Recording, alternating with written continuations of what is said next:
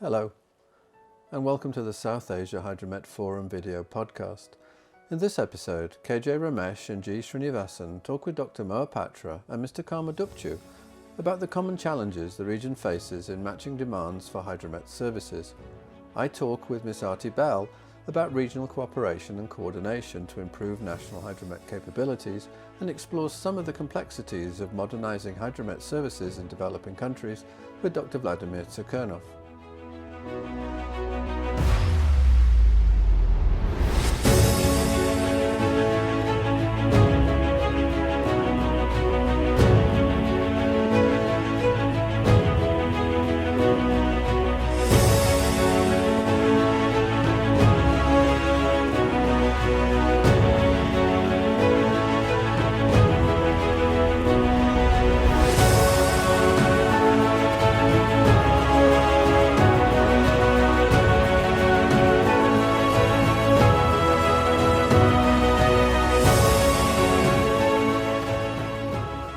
Arati Belle is the World Bank's Regional Coordinator on Hydromet, Early Warning and Climate Services for South Asia. Welcome, Arati.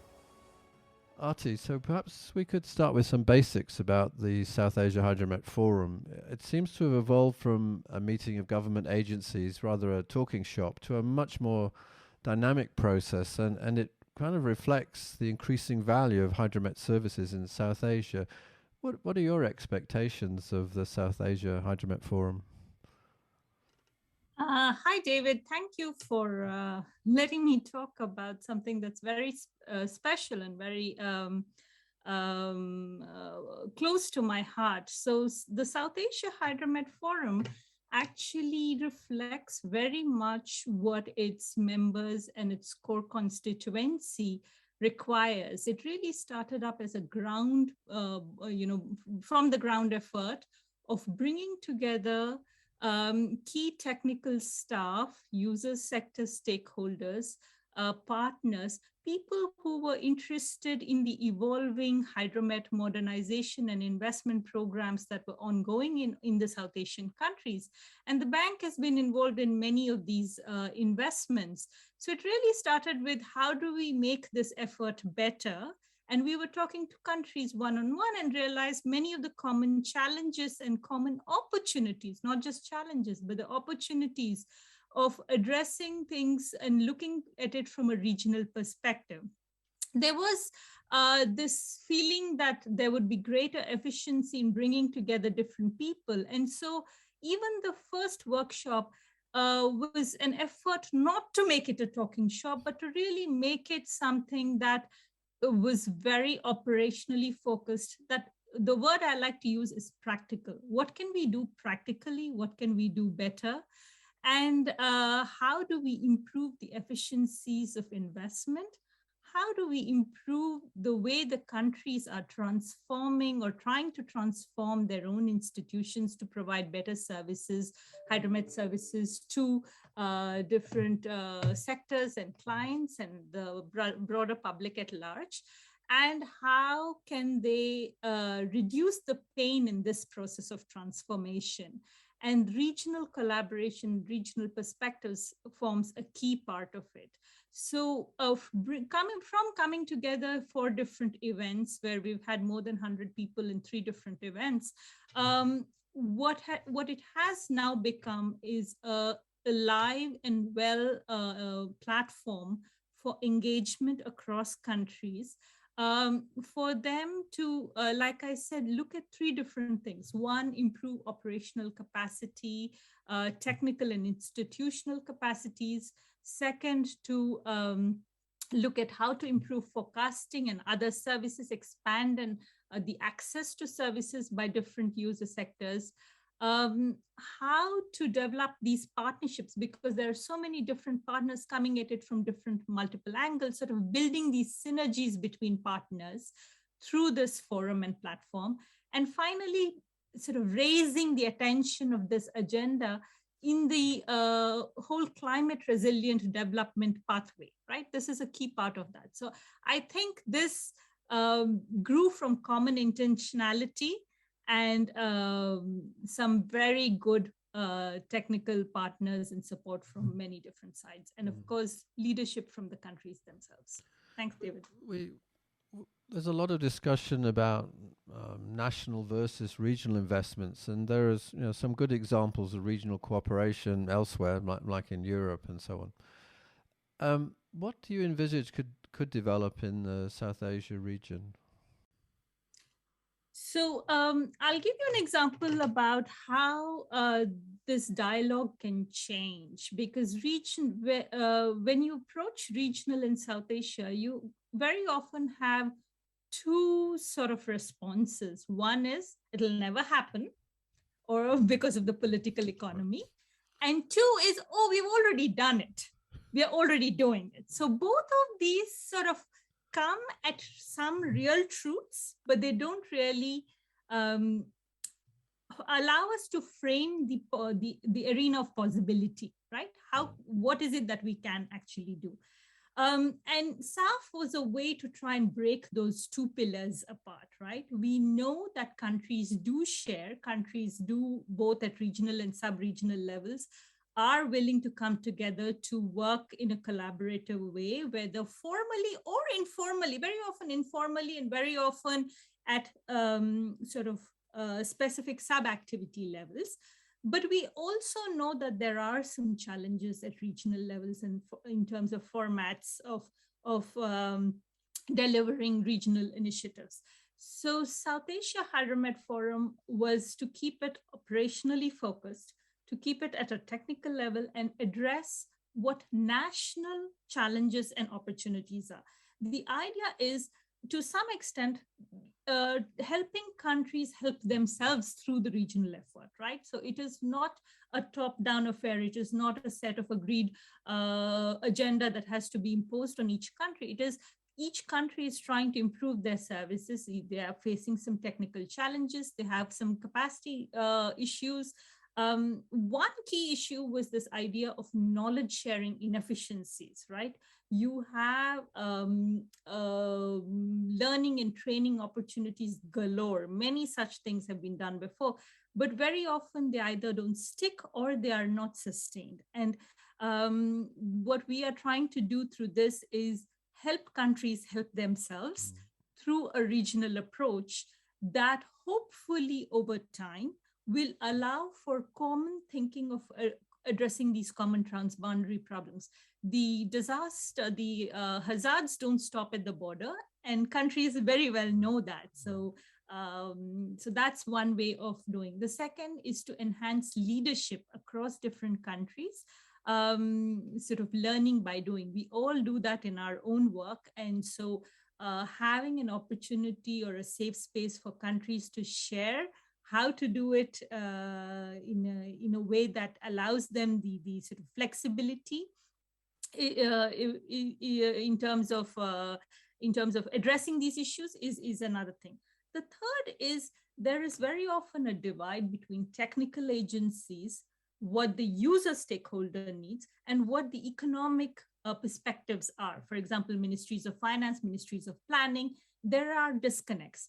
And so the forum also provides an opportunity to build those linkages in country and at a regional level, which then hopefully will allow for a more robust response both in country and at regional level for hydromet investments and modernization. So we start, I mean, as you've said, we're starting basically with knowledge. I mean, knowledge sharing is key, and building trust is a component of all of this. Do you envisage that one day that maybe the whole hydromet system could be transformed into a regional one? I mean, for example, shared computing resources, cloud computing, a regional approach to observing systems, things which are actually very difficult in many countries to sustain, but in the whole region, pooling those resources, pooling the sort of the intellect, the capacity, the human capacity with the technology will actually maybe is a better approach. Do you think that might be possible? David, I think I think that definitely is possible, but I think the shape of that will have to be defined by South Asia itself, because I think you started with the right word, which is trust. Countries have to have the trust, they have to see the trust, but they also have to have the national interest. In the context of weather and climate and hydromet services, half a loaf is not sufficient. So you cannot have half a high powered computing system deliver the same thing as a full system. So having, and I, this is my favorite metaphor, many countries are building half bridges. Mm-hmm. Would it be possible for them to get together and build one complete full bridge, which allows them to cross both of them from each side? So in that sense, if we use that metaphor, I think it's possible, but it needs both trust, a gradual building up of relationships and partnerships, understanding how national investments can both be enhanced and at the same time safeguarded through regional collaboration, and then building in protocols and systems over time where the cost of sort of I mean, the main thing would be having sort of reduced access from this regional system, and having that trust that that each country will not lose access is a key part of it. So hopefully we can get to that stage through a common understanding, through many different, for example, I'll give you just an example. The Forecasters Forum that the South Asia Hydromet Forum has been implementing on a weekly basis now allows forecasters to talk to each other. They have a better sense of the common issues. They have a better sense of what they are facing. They also have a safe space for asking questions. This is one of the many potential pathways of building longer-term trust. Well, I wanted to move on and ask you a little bit about the basics of project financing and how we finance national things and how we finance regional things. We know, we understand sort of the basics of project financing at a national level through grants and loans and so forth.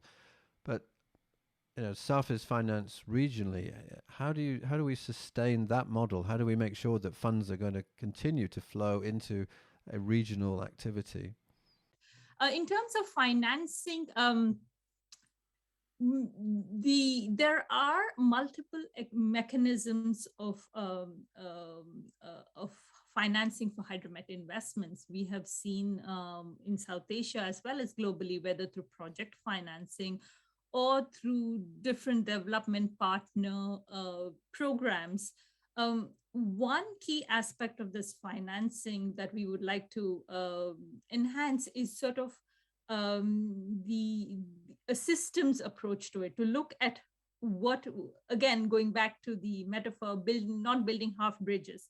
So looking at the entire system and seeing how any additional financing at the national level is enhancing or adding to the system, as opposed to creating multiple systems, which has traditionally been the way in the past.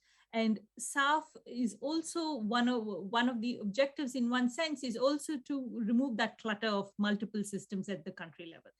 From a regional perspective, it could be through project financing at the regional level, but it has to be very much rooted with country ownership. Country ownership of regional financing is a key part to making the regional approach work. And this, in some sense, reflects the SAHF motto as well, because it is self-owned by the 8 countries. And therefore, any regional financing has to also have a national level investment for national level capacities to address differential capacities, along with further regional attention. And this is an ongoing dialogue, which we hope to see more of in the future years as it evolves into more interesting instruments. There are a number of World Bank instruments, for example, project financing for results that could also be P4Rs, that could also be a way of showing how countries are able to take this agenda forward. Can you elaborate a little bit more on that? I mean, a lot of people probably don't know what you mean by P4R. That would be interesting to. So there are multiple financing instruments from the bank that allow for differential results. For example, you have development policy financing, which supports policy related changes, policy and institutional framework related changes, and they are called DPCs or DPLs. These development policy financing is also a way of address, hydromet related policies and frameworks can also go through these financing instruments. Similarly, there are project-based financing, but that is related to results as opposed to specific inputs and investments. So if for instance, countries are able to generate results either through service delivery or through regional cooperation, there could be both national and regional level financing indicators and targets that are linked to this, and therefore allows for greater flows of investment to those countries. And thirdly, you have the standard project-based financing, which could be a complete hydromet loan investment financing, or it could be a component of a broader disaster preparedness or a broader climate resilience investment program, which allows a proper contextualization of these investments. So it's not just a new AWS or 5 AWSs stuck in somewhere. Mm-hmm. It is a context of how is any additional investment in the ICT infrastructure, in the technical capacities, in the institutions themselves, oriented towards improving the services that the country receives. So one of the things that started SAHF was, of course, cooperation amongst different development partners, and you've seen that through SAHF 1, SAHF 2, SAHF 3 in terms of the annual forum meeting. Do you think that there will be opportunities for, in a way, sort of co-financing of specific activities, or parallel financing in a supportive way? I mean, do you envisage a more engagement with your partners in the development community? I think the forum provides a key role in terms of increasing transparency on and sort of shining the light on different initiatives. There is a cost to coordination, and countries, particularly when they face capacity challenges, find it very hard to have this kind of coordination and ownership of across different grantors and different programs and different investment vehicles. And SAHF therefore provides a forum for different agencies, partners to come together and recognize that the efficiency of their own investments can be enhanced through collaboration. So I very much see the possibilities of different designs, whether it's co-financing, parallel financing, or even just collaborative engagement despite separate investments. Because one thing I would like to warn against is sort of these straitjackets of trying to say everyone needs to follow and get into this room and do what we say. That's not the point of it. Different countries have different interests, and what we want to have is this flexibility that the forum provides to allow that if there are multiple partners all crowding in certain areas, are they crowding out other financing, or are they crowding out other initiatives? And that's why the forum plays a key role in collaboration and conversation. And this is an area I feel like we could pay more attention to as a group, that the countries themselves can see SAHF as a way to help them coordinate.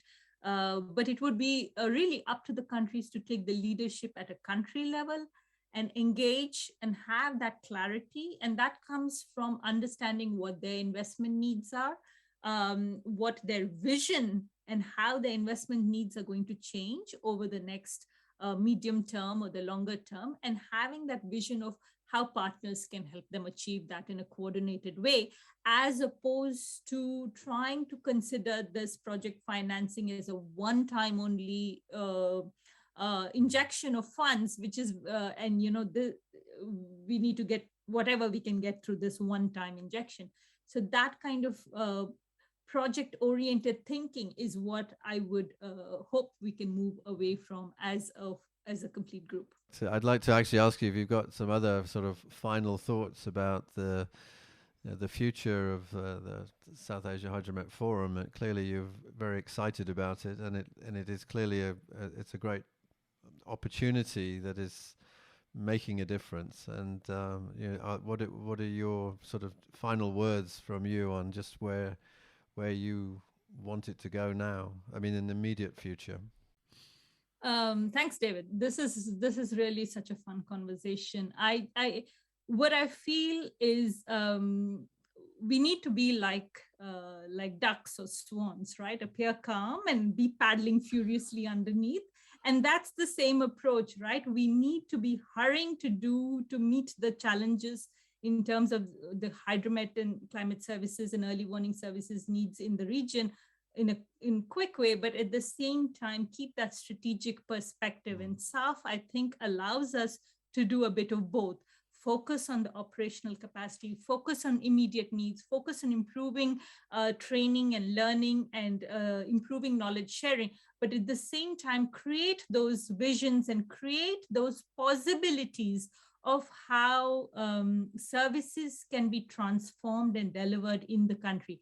We are not just talking about agencies, not about one agency or two agencies. We are talking about the services that could include the national agencies, but it also includes a whole host of other players, the user sectors such as agriculture, transport, energy, many other weather-dependent sectors, but it also includes communities learning and absorbing and acting on the information that they get.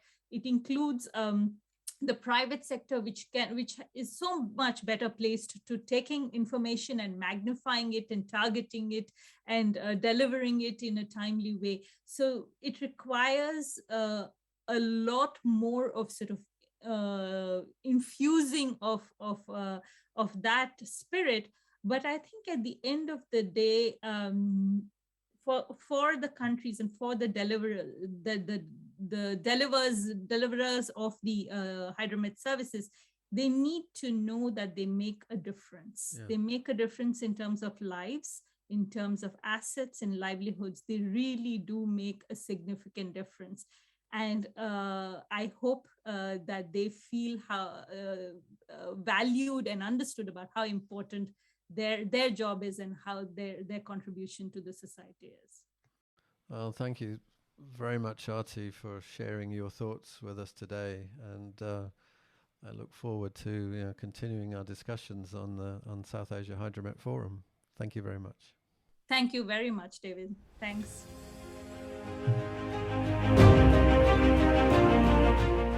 Vladimir Tsirkunov is the head of the Global Facility for Disaster Reduction and Recovery's Hydromet program, which is working with developing countries to improve their ability to deliver hydromet services. Welcome, Vladimir. So, Vladimir, you've spent many years developing and leading the GFDRR Hydromet program. So I'd like to start by asking you a rather basic question. Why does the World Bank have a hydromet program? And related to this, what's the rationale for such large World Bank investments in hydromet services, and how has the program evolved to match these investments? Well, thanks, David, for these interesting questions, as usual. And actually, the first question, why the bank has hydromet program, was very relevant more than 15 years ago. In fact, in 2006, I was presenting a concept note to our first regional study about hydromet services in the East Europe and Central Asia. And during decision meeting, I recall the question from the lead World Bank economist. The question then was why we're suggesting to do this study. I was shocked, of course, but it was then unclear to this gentleman why we're suggesting spending time and money to analyze the small and highly technical sector. Now it is much more clear to World Bank management that strengthening Hydromet services contributes to the World Bank corporate priorities such as poverty reduction, building resilience to natural hazards and climate change. Also, it is getting clearer to many that Hydromet services provide significant contribution to building new green economy, particularly to such critical sectors as renewable energy, food and water security. The World Bank Hydromet portfolio is relatively stable during last 5-7 years, and it includes some 50-60 projects with total investment cost around $1 billion. And because you're asking why large investments are needed, well, we are trying to respond to the demand. That's probably the simplest question. And most analytical reviews, which we and other organizations made, show that in most developing countries, hydromet and early warning systems need improvement, both in terms of modernizing facilities, observations, ICT infrastructure, as well as improving qualification of staff. At the same time, hydromet, and we learn it in hard ways, technically complex area involving observations, ICT equipment, weather hydrological forecasting, early warning systems, some very specialized services, including, for instance, aviation and a number of others. And all this is very challenging to our World Bank colleagues who are not, technical experts in this area. And to minimize this challenge, our GFDRR, Global Facility for Disaster Reduction and Recovery, created this Hydromet program, which was designed and still designed in a way to play a role of service center, providing analytical and operational support to World Bank colleagues and to NMHS in our client countries. Our program, GFDRR program, plays a role of focal point building stronger and more reliable partnership relations with WMO, leading forecasting centers, NMHS, and other financial institutions. Indeed, again, responding to your questions, there is an evolution of our program, which already exists more than 10 years. And that evolution going on in line with our better understanding of what works on the ground, what doesn't work, as well as in line with evolving priorities. Initially, for instance, we were developing some main building blocks for integrated hydromet modernization program, concentrating, of course, on public sector entities and MHSs. Now more attention we dedicate to designing activities which, besides strengthening NMHS, support stronger operational partnerships between NMHS and main users, such as disaster reduction management entities, agriculture, water resources management, transport, of course. So this is one direction of our evolution. Another one is our efforts to support development of regional and sub-regional programs, which would have significant potential for more efficient use of limited resources, improved partnership, and build more reliable systems.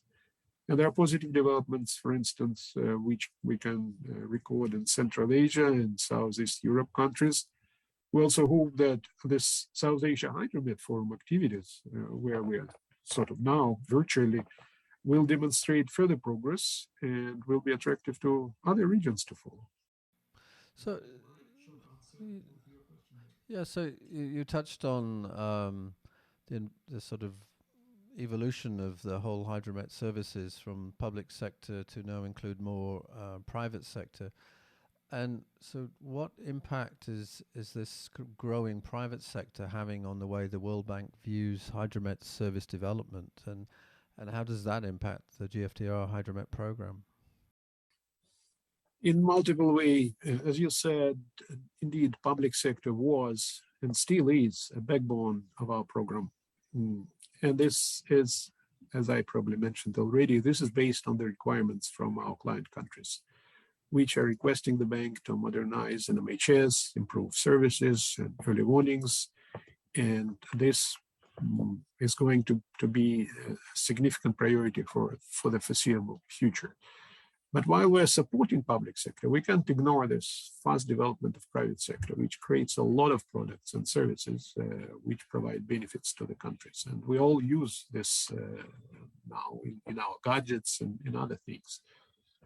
At the same time, we couldn't ignore the fact that many NMHS considered private sector as a competitor and try to introduce legal and other instruments to limit development of the private sector.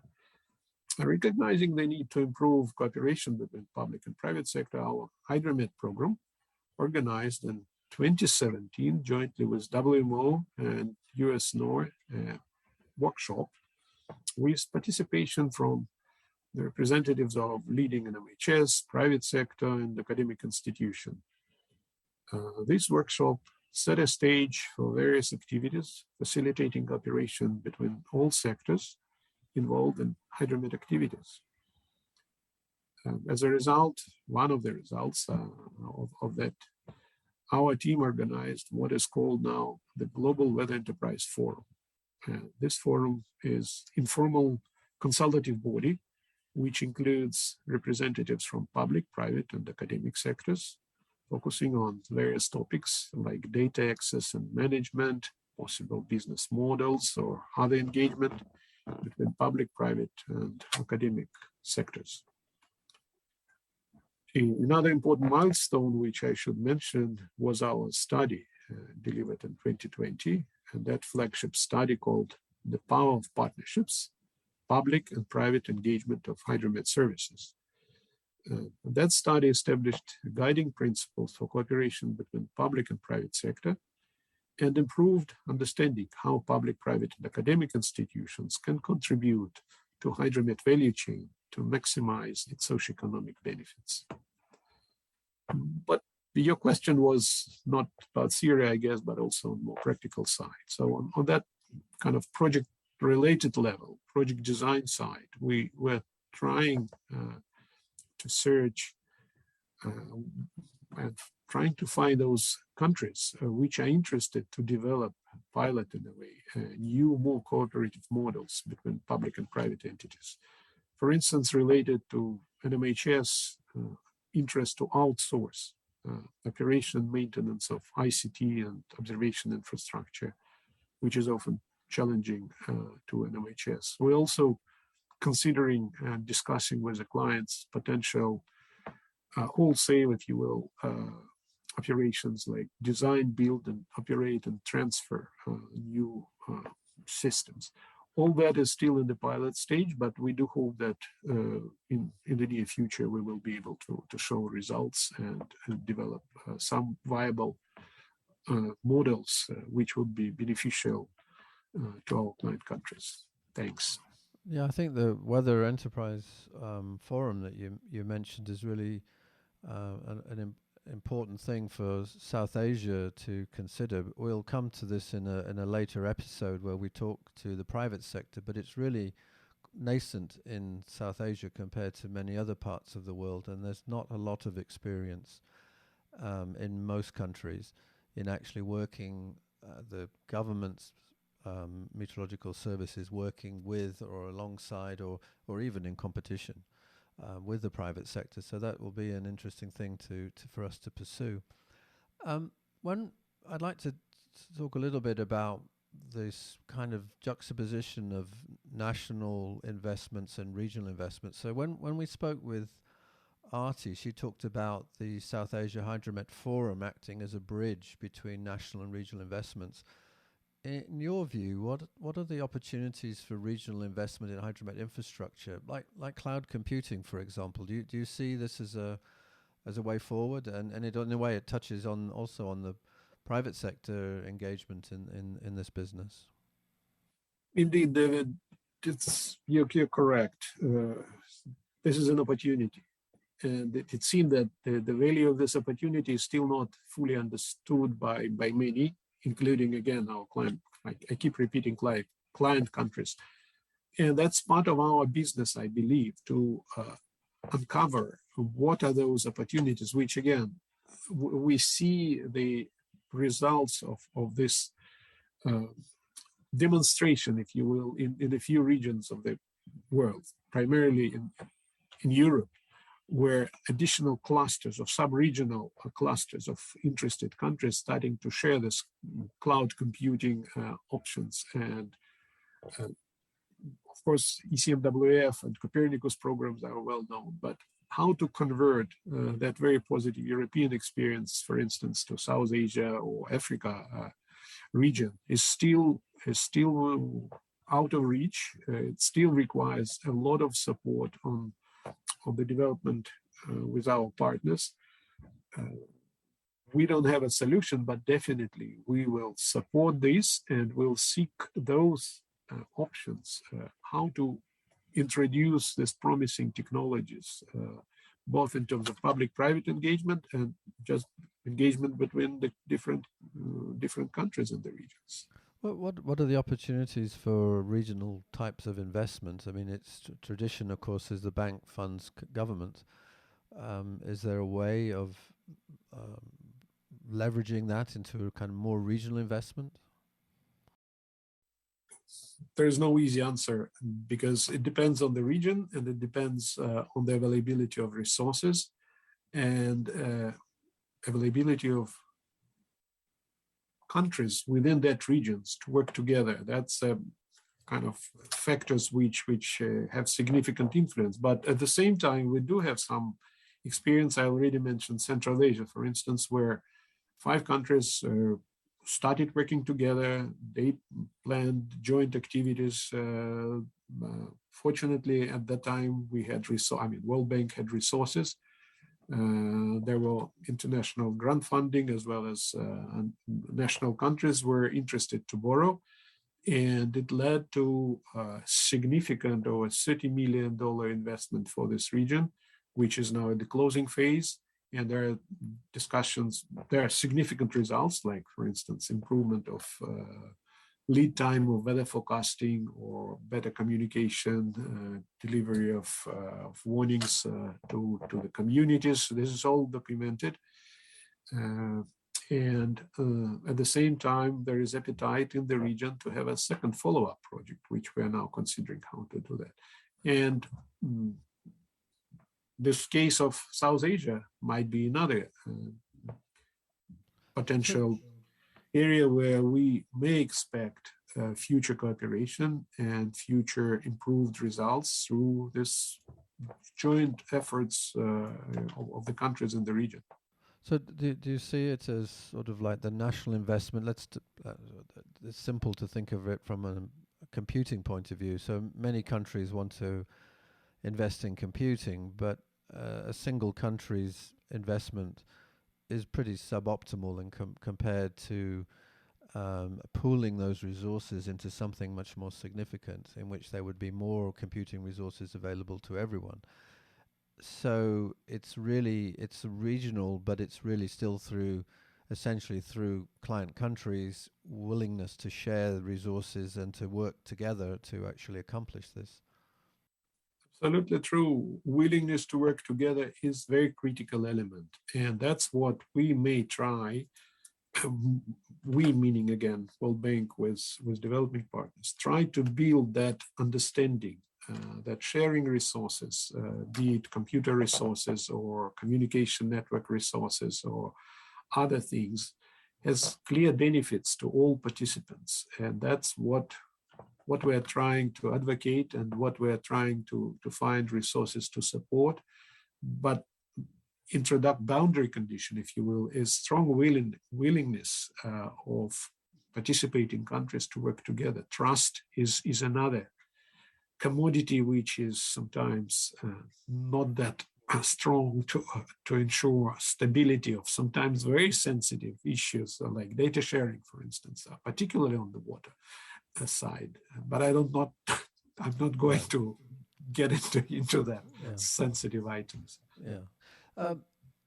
One thing close to your heart is what I'd like to talk about next, and there's a substantial body of analytical work in the Hydromet program, and one of the latest efforts that you've been leading is focused on observations.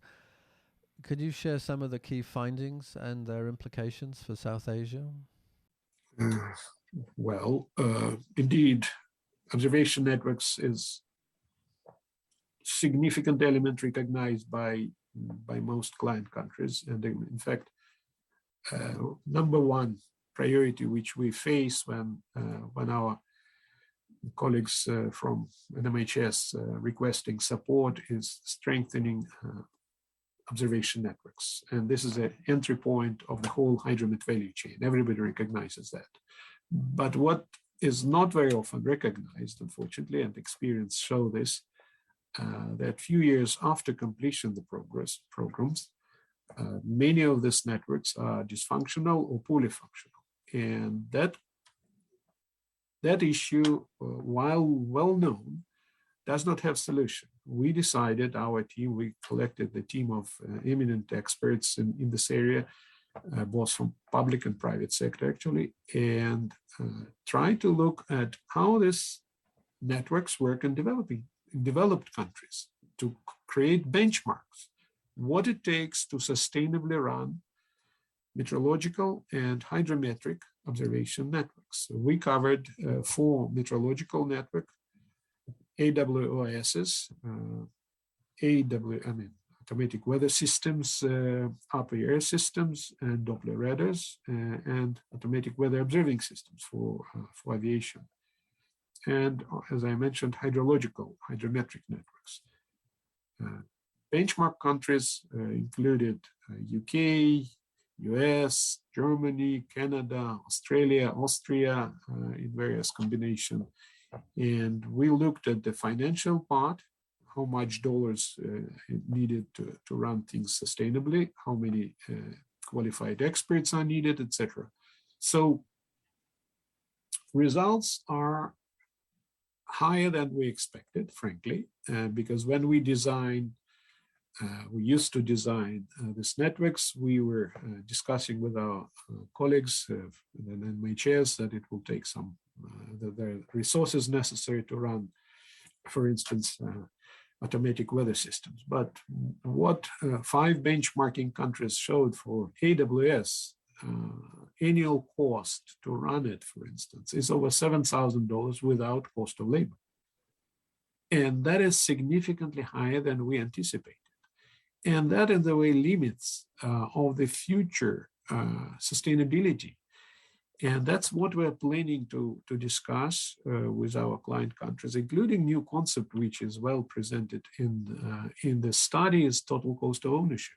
They should look at the longer term, the life cycle of this instrumentation networks, how to run it sustainably, taking into account that this is expensive instruments, so the countries are borrowing to invest into it, and to get the results from that, they have to plan it in advance well. And that's what we're trying to present. We're going to publish this study in a month or so. And in the second part of the year, we hope, again, David, through this network, deliver more targeted results of this study and explain what are recommendations, how to approach this significant issue for the future, and hopefully build awareness among the governments that this is, while important, it's also more expensive to run than we have thought previously. So just finally, as we wrap up, I mean, are you optimistic about the future of Hydromet services overall? There is no other way, David. I'm not saying that well, I'm optimistic in a way that it is growing recognition that this sector is critical. Who will deliver in the future of this sector depends on the decision makers in the government to recognize that partnerships are critical for the flourishing and quick development of this sector, which will bring much more benefits than those relatively tiny inputs from the public office to this sector. So the future is bright, but this bright future may come in a longer time than we had hoped. And our work, David, hopefully our work will contribute to making this bright future sooner rather than later.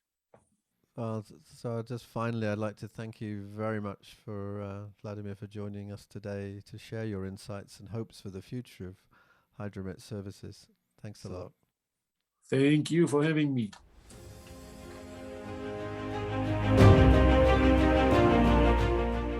Now it's my pleasure to welcome Dr. Mohapatra and Mr. Karma Dupchu to the SAHF video podcast. Dr. Mohapatra is the Director General of the India Meteorological Department and Chair of the South Asia Hydromet Forum. Mr. Dupchu is the Director General of the National Centre of Hydrology and Meteorology in Bhutan and the co-chair of the South Asia Hydromet Forum. Srini and Ramesh started by asking them about the common challenges facing hydromet services in South Asia. Welcome Dr. Mohapatra and Mr. Karma Dupchu to our discussion on National Meteorological and Hydrological Services in South Asia under the auspice of South Asia Hydromet Forum.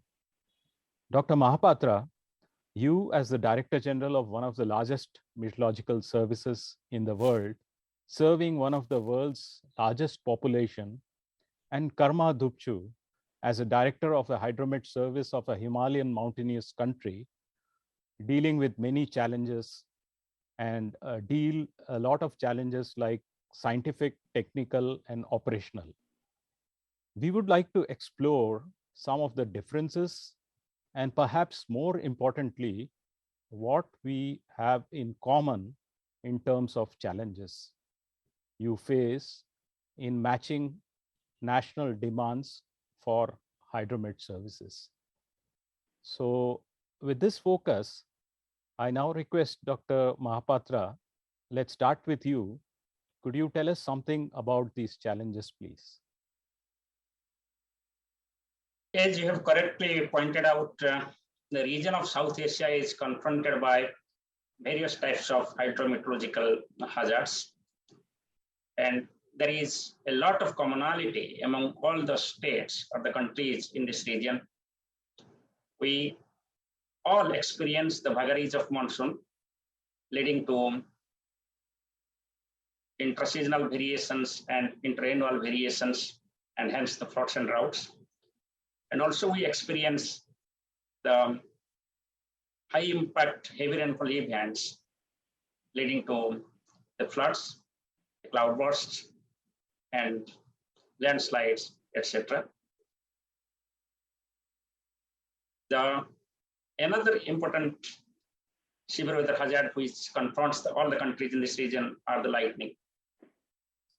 So there has been quite a significant improvement in monitoring, prediction, and early warning services for large-scale synoptic weather events like tropical cyclones, western disturbances, easterly waves, heat waves, cold waves.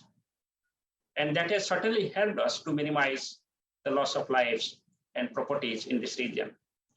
But still the mesoscale weather events like thunderstorms, monsoonal heavy rainfalls are very important challenges for all the countries in this region.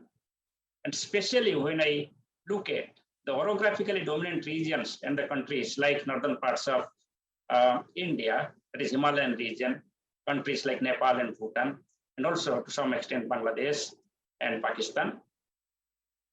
At the same time, the western parts of the country like Western Ghats region, also the parts of Sri Lanka, we experience sometimes very extremely heavy rainfall during monsoon season because of the orographic interactions. And being very small in nature, sometimes they go undetected and also they go unpredicted. The challenge is to detect each and every mesoscale weather events like the monsoonal heavy rainfall and the thunderstorms in each and every part of the South Asia, and hence to enable the disaster managers to minimize the loss of lives and properties. Thank you, Dr. Mohapatra. And I think you flagged very important challenges. Maybe I think now we can go over to, I'll request Karma Dupchu from his perspective of Bhutan. What are the challenges and what commonalities we are looking at in terms of meteorological services for South Asia? Thank you very much, Sini. When the Lord Buddha gave the first teaching, he gave the teaching on the cause and effect. That is more or less interdependence. So I think in this world, we live in the interconnected world. Everything is interdependent. And particularly when you talk about the weather, climate, and water resources, it's interdependent, it is interconnected. So therefore, globally, I think we are interconnected. And particularly when we talk about the South Asia, we mainly think of South Asia as a continent. So we think about the Indian Oceans and the Great Himalayas. I think these Indian Oceans and the Great Himalayas are the main physical factors that determine the weather and climate in South Asia. So therefore, we feel that we are interconnected, and particularly, how these, weather influenced our South Asia's nations.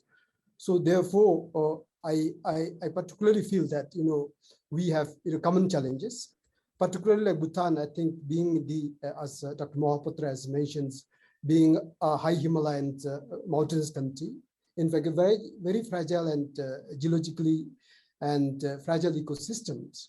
So we are at present, due to the global warming and impact of climate change, the common challenge one of the facing is the melting of the glaciers. And its consequences is not only limited to our country, but also downstream Indian plain and the West Bengal and Bangladesh. And so is, as Dr. Mohapatra says, whatever the monsoon activities that started from Indian Oceans, it definitely comes to Bhutan Himalayas, but it flows down as a flash floods, as a riverine floods that have lot consequences downstreams, and particularly flash floods. One of the challenges our country facing Bhutan is it's very difficult to predict, and that has great implications on the leading to landslides, soil erosions, and that has huge consequences on the socioeconomic development. And one of these, I think, one of the challenges now emerging is the drying up of springs into the mountains, where livelihood of all the peoples are the dependents. In fact, the spring waters are the main source of drinking water and irrigations. And similarly, now the frequencies of the windstorms and cyclones are increasing. Although Bhutan is far from the oceans, we now experience a cyclone like Cyclone Ayla in 2019 has a huge impact in Bhutan and a huge significance impact to the country's economy.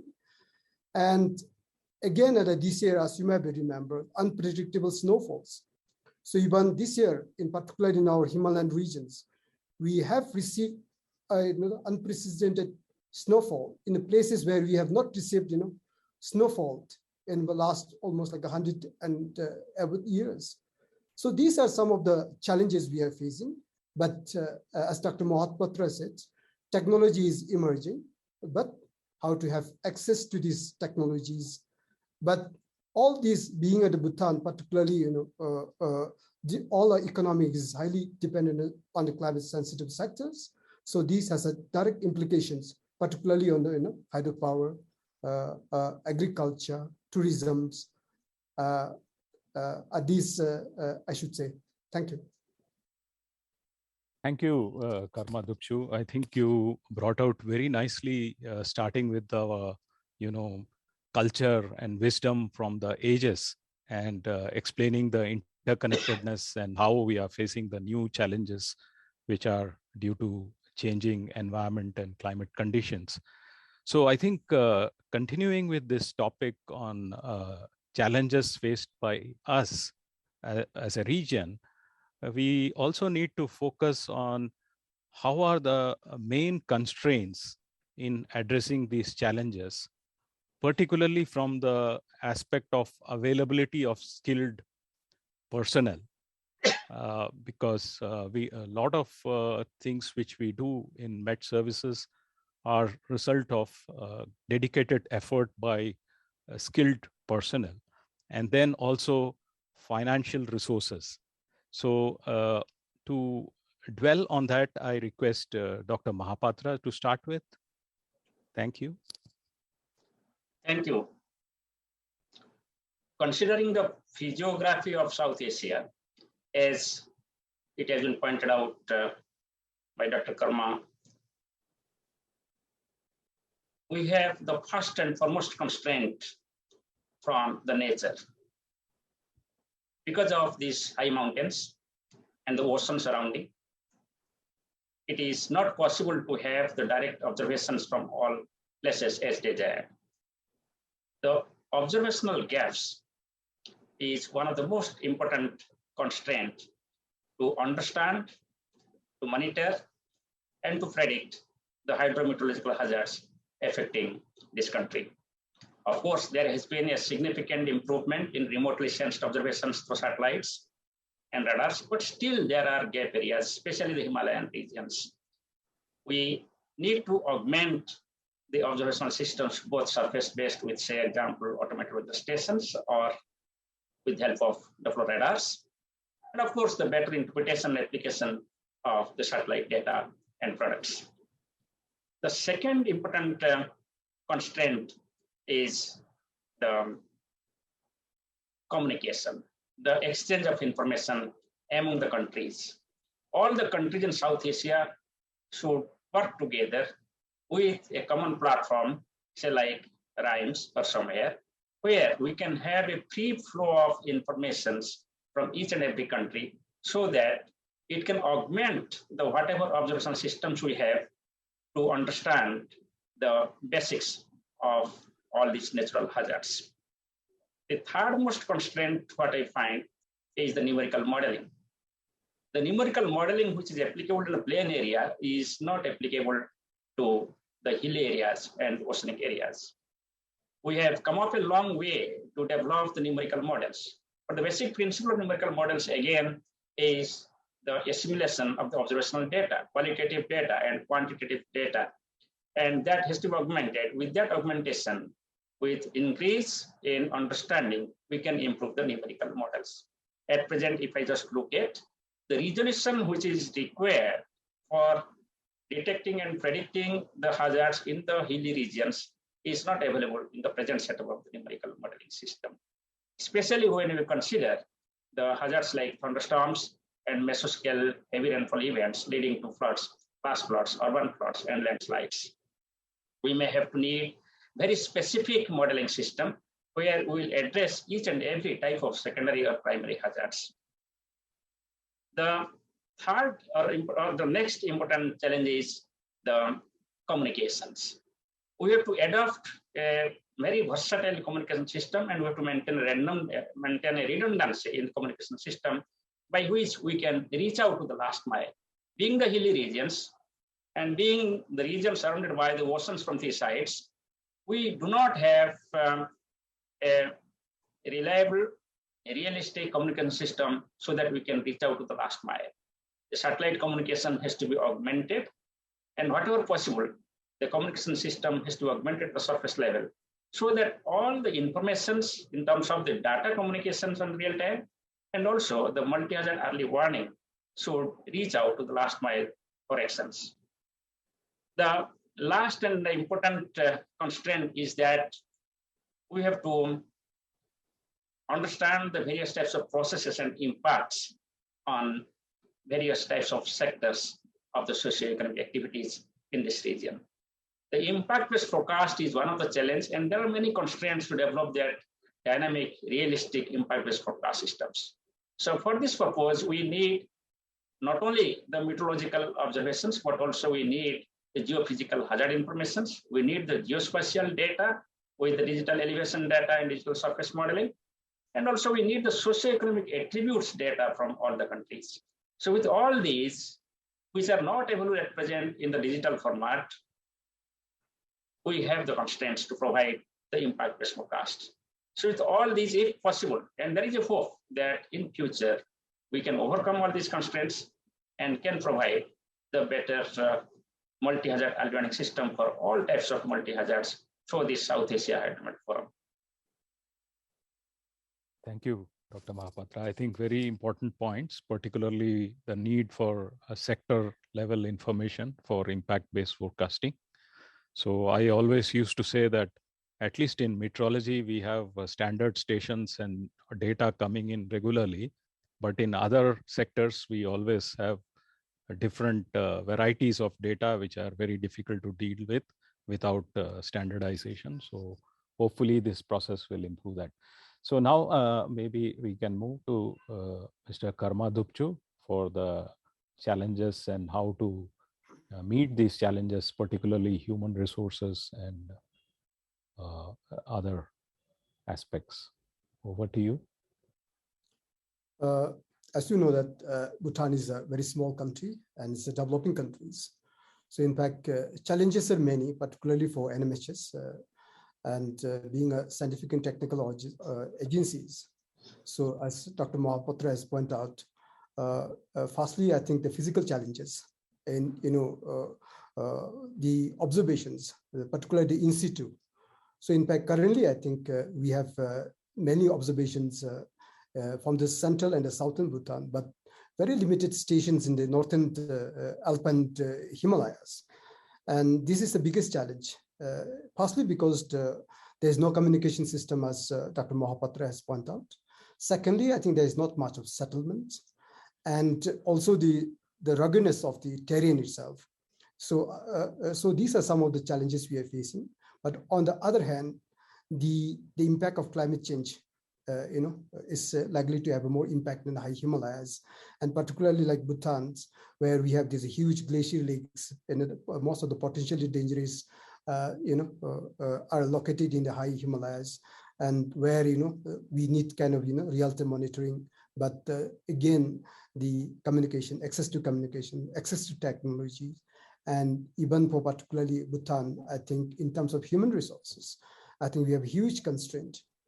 For example, like in Bhutan, there is no universities. The universities in Bhutan, have no kind of courses offer in terms of meteorology, hydrology. In fact, so at present, the most of the staff we are having is more. There's a very general graduates like civil engineering and electricals that we recruit, and then more or less at in services once in the job we train them.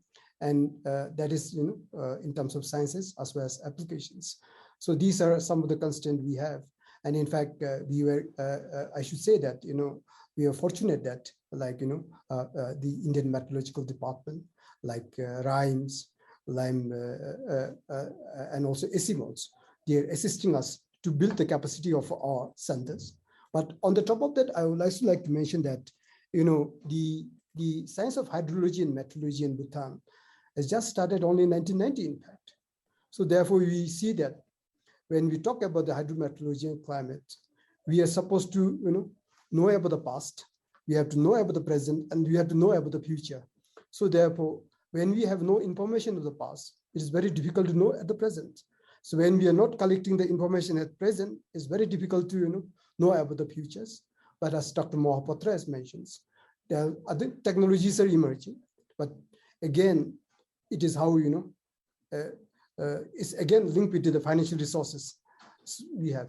So therefore, access to technologies and access to this kind of applications systems are constraints. But as I said, and we are fortunate that I think with the support of WMO, with the support of RIMES, and in fact, Bhutan and India, as we share a very cordial relationship, we are fortunate whenever we require some capacity, and we have the full support from IMD and also the other NC, MRC, and all these. So we are thankful, and but we look for but challenges are often, I think I should say, is opportunity, but I think we have to work together. Thank you, Karma Dupchu. I think we are in actually regional training here right now at IMD Pune. So a lot of colleagues from NCHM have also joined, and other region in South Asia, Sri Lanka, Maldives, and Nepal. So it's a good thing that you have flagged all this importance, and we are working towards it. Now, yeah. Thank you, Shini, and very nicely and eloquently all important challenges and the constraints have been flagged by our two distinguished colleagues, co-chairs of SAHF.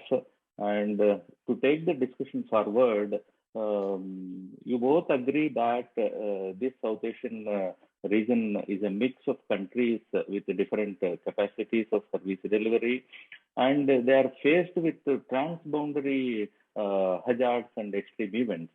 Now, that is the uniqueness of this particular region, and I'll put forward a couple of issues for elaboration from both of you.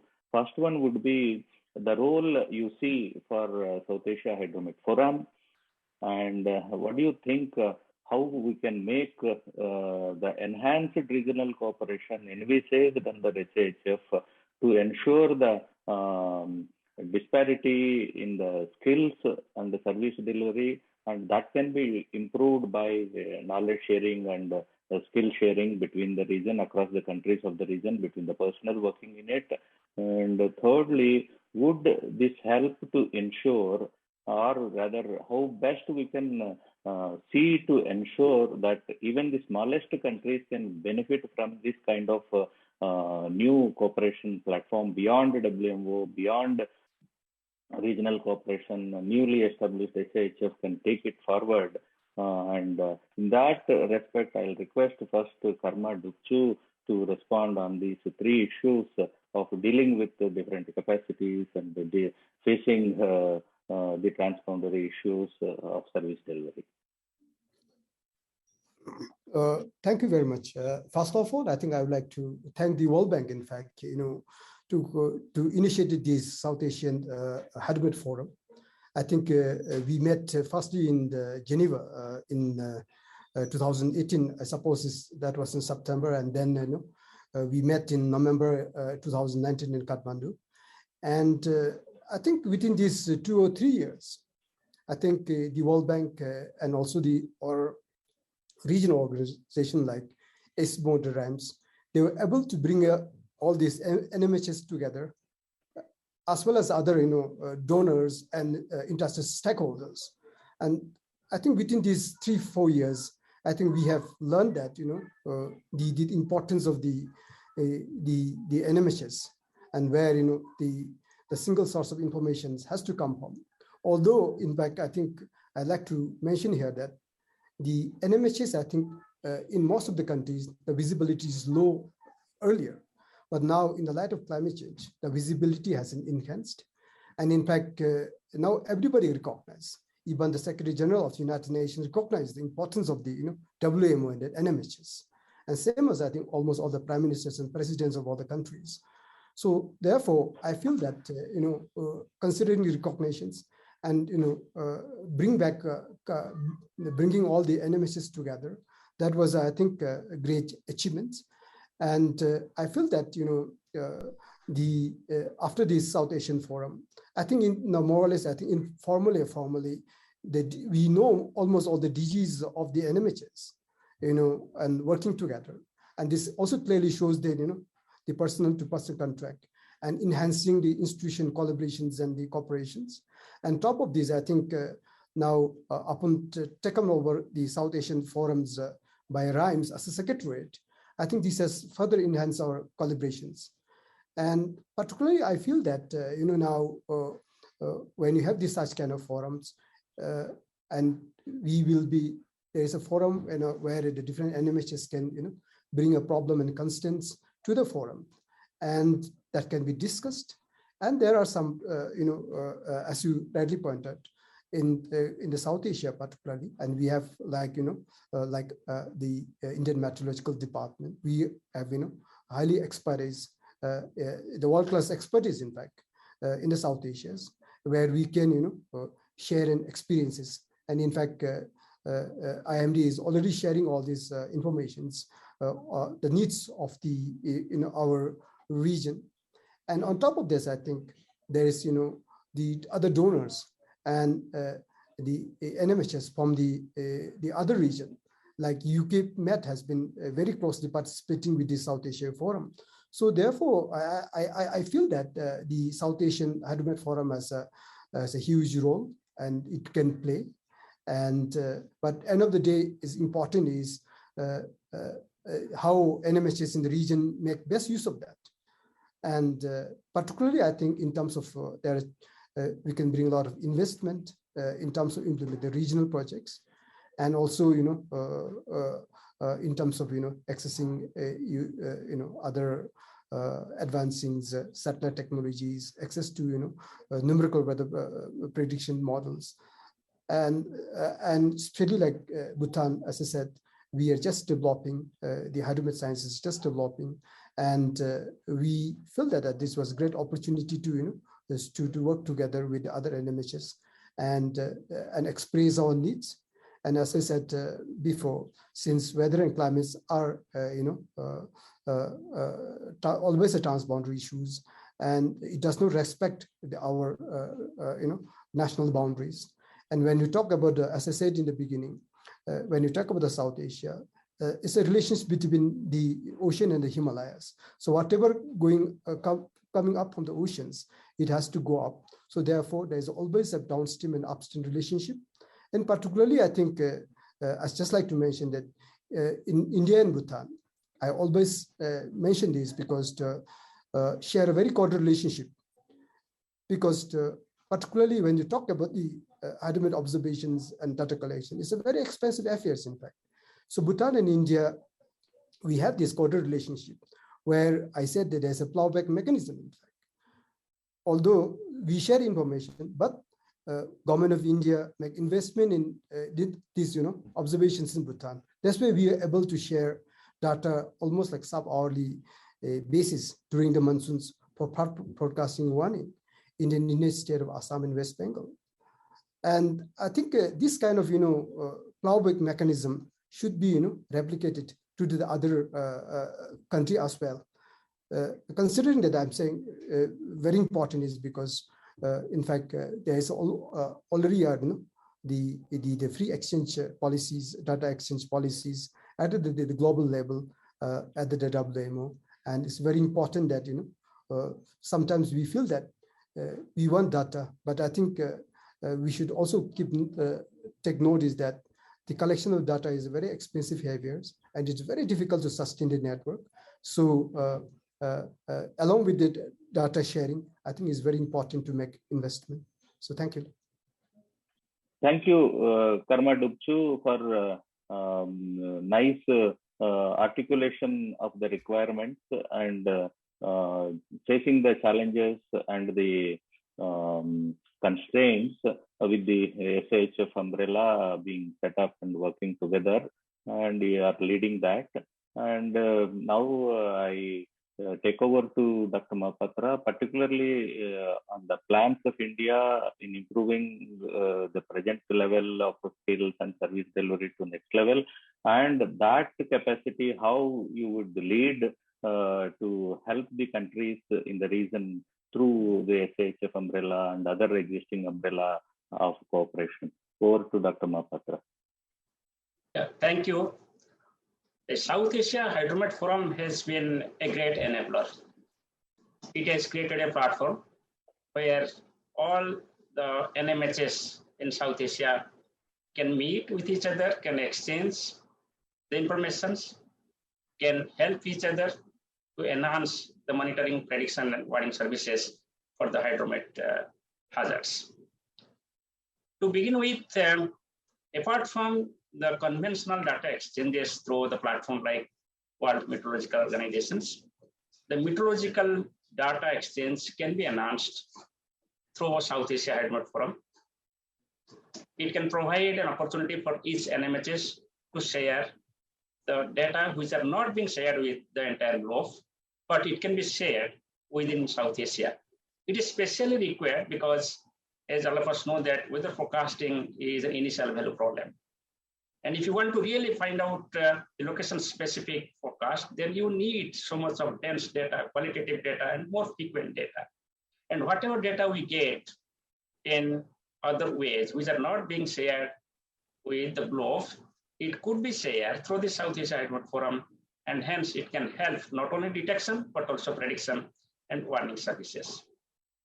The next one is that being a region with so much diversity, and as Karma has pointed out, that India Meteorological Department has the ability or capability to provide the forecast for entire South Asia, and which is being done so far through different forums. We are acting as the regional centers to provide cluster guidance, to provide severe weather events information like heavy rainfall, thunderstorms, winds, ocean waves, etc., and also as the regional center for tropical cyclones. So taking this opportunity forward, South Asia Hydromet Forum can help to identify the needs based on the challenges and the constraints as discussed so far. And therefore, the products as required by the smaller countries like Bhutan or Afghanistan or Maldives or Sri Lanka can be developed with the platform of South Asia Hydromet Forum. And on behalf of India Meteorological Department, I can assure you that we can provide the required data and information which will be benevolent for all the countries in this region. Further, I just want to mention that the capacity building in this region is very important for not only for augmentation of observational systems, but also the maintenance of different systems, standardizing the collection of data, exchange of informations, and above all, the interpretation and application of the numerical weather prediction models, which are being generated by India Meteorological Department and many other agencies which are helping the South Asia Hydromet Forum, like UK Met Office or any others, or ECMW. So for this purpose, also there is a need for a platform, and South Asia Hydromet Forum will be a good platform where the countries like India can help in the capacity building of the forecasters and also the users in this region for the weather and climate services.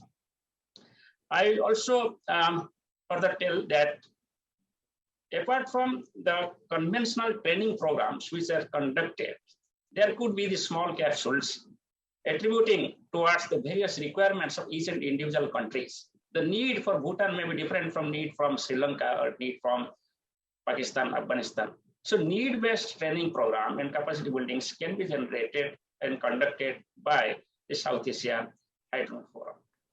South Asia Hydromet Forum also can help the improvement based on the verification of the performance of the products generated, and hence a review in a periodic manner by which also the countries and people will appreciate the performance of this product. And lastly, again, I will emphasize that the impact-based informations of the high impact weather and the extreme weather is very much essential, which has been almost commenced in the region by each and every country, but it needs a huge development and enhancement. There will be need for some kind of a specific training and also some specific investment for development of the platform, like decision support systems for impact-based information. So South Asia Hydromet Forum has a huge role and has the opportunity also considering the challenges and constraints. And I hope we'll all work together with the challenges. Yeah, thank you, Dr. Mohapatra. It is a wonderful offer from India, and it may also become necessary to accommodate some of the personnel from our SHF countries to work in the institutions in India, depending upon the opportunities and the requirements. So that responsibility also has to be taken over by IMD under your leadership. And to take the discussion forward for next decade, and with the mindful of increased impacts from climate change, and I request both of you how the South Asia can scale up the efforts and then accelerate the capacities, and how quickly both of you can lead that kind of meeting that challenge of service delivery enhancement for the challenges to be faced in the next decade. Over to Dr. Mohapatra, please. Thank you. The climate change is a fact. It has been established that there is impact of climate change in South Asia. So when you consider climate change, there are three specific issues. One is the science part. The second one is the adaptation, and third one is the mitigations. So as far as South Asia Hydromet Forum is concerned, we are more or less concentrated towards the science of climate change, and to some extent, the mitigations in terms of improving the hydromet services in view of the climate change. So as far as science of climate change is concerned, we know that the temperature is rising in South Asia, and it is leading to the frequency, duration, and intensity enhancement of the heat waves. At the same time, though the frequency of cold wave or intensity of cold wave is not increasing, but the randomness or the interannual variability is also increasing, and hence we cannot rule out the extreme cold wave conditions in 30 years. It is a fact also that the frequency of extremely heavy rainfall events, for example, 15 centimeters or more in 24 hours, are also increasing in this tropical region of South Asia. And that is one of the reasons why we can expect the enhanced urban flooding, enhanced riverine flooding, and also enhanced cloudburst-like phenomena leading to landslides, mudslides, or mudslips, or mudsinks. And these are common to South Asia in almost all the countries. Also, as a part of the climate change, there is enhanced probability for occurrence of heat waves and thunderstorms and lightnings. As all of us know, the number of deaths to lightning is increasing in South Asia. So therefore, there is a new challenge from the impact of the climate change. At the same time, the climate change also limits the predictability. If I'm able to predict the occurrence of heavy rainfall events 3 days in advance, because of the impact of climate change, the predictability may be halved now. That means 1.5 days before only I can more correctly tell about the occurrence of the extremely heavy rainfall. But to overcome all these things, there is a need for improving the observational systems, modeling systems, and also forecasting and early warning systems. So therefore, the next decade, the target would be to enhance all components of multi-hazard early warning system, so that in spite of this threat, we are not lagging behind to detect these mesoscale events like heavy rainfall and thunderstorms associated with large-scale central systems, of course, like monsoon or western disturbances, tropical cyclones. But also, we should be able to provide a ready-made information so that the stakeholders, disaster managers, need not think so much about the actions. The actions should be part of the bulletins being issued towards the early warning. So therefore, early warning and early action should be a composed framework of each and every national meteorological and hydrological services in South Asia to meet the challenges in the coming years. At the same time, the process studies, resolutions, and the data assimilation will improve in the next decade, so that the accuracy of the numerical models also will improve. And I hope we can improve the forecast accuracy by about 20% by next 10 years or 1 decade. Another aspect will be that as we move gradually from the current stage, by the next decade, the forecast will be more digital. So therefore, all the NMHS in this region should be prepared to move towards a digital world, to adapt towards the digital techniques. And the role of weather forecasters will be limited in framing the weather forecast. Rather, it will be oriented towards interpretation of weather forecast and application of weather forecast and interaction with the various stakeholders and disaster managers. So from now, for the next decade, I find a conventional meteorologist will be converted into a smart meteorologist. So sooner we become smarter, it is better for us to deal with all types of weather hazards, which we are confronting in South Asia, and also will be confronting in an enhanced manner in the next decade because of the climate change. Thank you. Wonderful, Dr. Mohapatra, to listen that kind of promise, support to the region and the personal and the service delivery enhancement. Very true that it has to become a target with early action oriented early action, early warning oriented early action for the future. to protect the lives and properties and resilience to the communities and societies. And definitely in that context, improved satellite technology like Doppler radars onboard satellites like TRMM now, that will become more and more. And then even the profiles from Doppler lidars onboard Aleos satellites, that kind of thing will provide more information from the remote areas, particularly hilly regions of the Himalayas, where data spots regions.